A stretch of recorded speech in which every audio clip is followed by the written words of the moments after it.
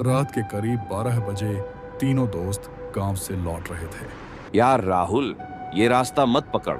लोग कहते हैं यहाँ रात में छलावा दिखता है। अरे, ये सब बेकार की बातें हैं। भूत प्रेत जैसी कोई चीज नहीं होती। चलो जल्दी निकलते हैं। मैंने भी सुना है कि इस सड़क पर अक्सर परछाइयां चलती दिखती हैं, पर शायद ये अंधेरे का धोखा हो। वे तीनों अंधेरी सड़क पर कदम बढ़ाते हैं। अचानक दूर से सफेद कपड़ों में एक औरत खड़ी नजर आती है। देखा देखा, मैंने कहा था ना। वो कौन है? अरे, कौन हो तुम? रास्ते में क्यों खड़ी हो? औरत धीरे धीरे उनकी ओर बढ़ती है। उसके पैर जमीन को छू ही नहीं रहे थे। राहुल, ये सामान्य इंसान नहीं है। उसके पैर उल्टे हैं। भागो। लेकिन राहुल हिम्मत करके वहीं खड़ा रहता है। औरत अचानक हंसती है। जो इस रास्ते से गुजरता है वो कभी सुबह नहीं देखता। इतना कहते ही पेड़ों की शाखाएं जोर जोर से हिलने लगती हैं। ठंडी हवा का झोंका आता है और औरत अचानक गायब हो जाती है।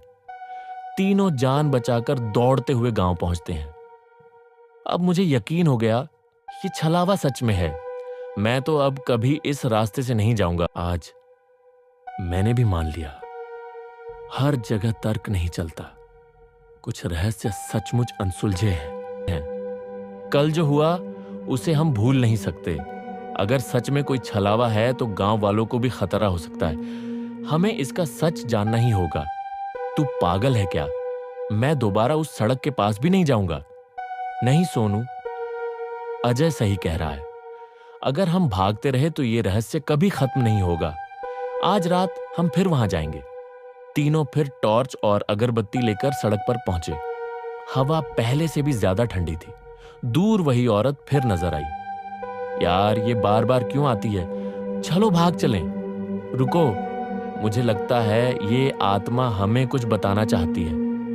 अजय ने जमीन से मिट्टी उठाकर कहा, अगर ये सच में छलावा है तो इसकी परछाई नहीं होगी। टॉर्च की रोशनी डाली गई और सचमुच उस औरत की कोई परछाई नहीं थी। अचानक वो औरत जोर जोर से रोने लगी। मुझे इंसाफ चाहिए। मेरी हत्या इसी सड़क पर हुई थी।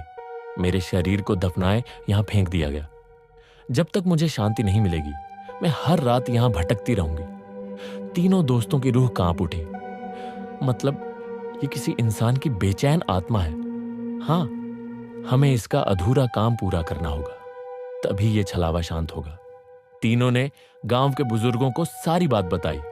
खोजने पर सचमुच सड़क किनारे हड्डियां और कपड़े मिले।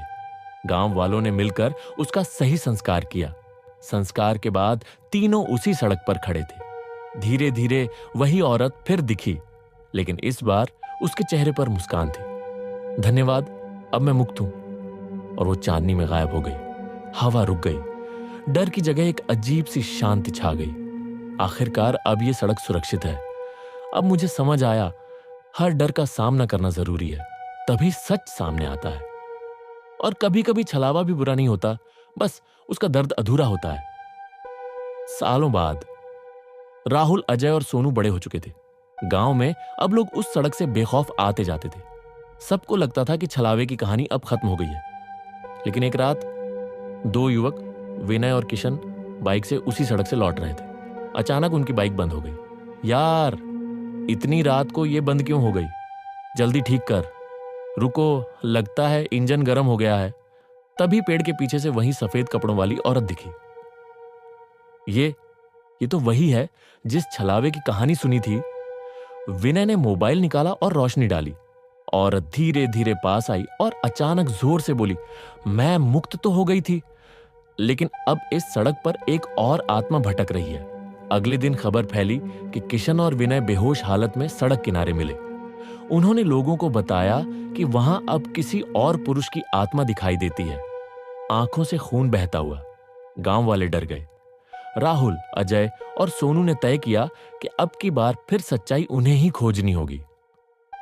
पहले छलावे को हमने शांति दिलाई थी, अब ये नई आत्मा कौन है ये जानना जरूरी है। यार, अब की बार मामला और खतरनाक लग रहा है। डर कर भागेंगे तो रहस्य कभी हल नहीं होगा। हमें फिर रात को जाना ही पड़ेगा। तीनों रात को सड़क पर पहुंचे। टॉर्च की रोशनी में अचानक धुंध छा